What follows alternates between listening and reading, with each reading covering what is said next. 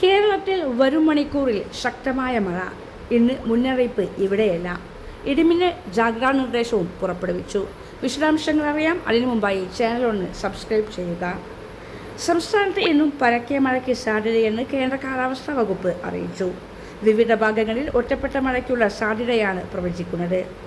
ഏറ്റവും പുതിയ റിപ്പോർട്ട് അനുസരിച്ച് അടുത്ത 3 മണിക്കൂറിൽ കേരളത്തിലെ ആലപ്പുഴ, കോട്ടയം, എറണാകുളം, തൃശൂർ, പാലക്കാട്, മലപ്പുറം, കോഴിക്കോട്, വയനാട്, കണ്ണൂർ, കാസർഗോഡ് ജില്ലകളിൽ ഒറ്റപ്പെട്ട ഇടങ്ങളിൽ ഇടിമിന്നലോട് കൂടിയ മഴയ്ക്കും മണിക്കൂറിൽ 40 കിലോമീറ്റർ വരെ വേഗതയിൽ ശക്തമായ കാറ്റിനും സാധ്യതയുണ്ട്.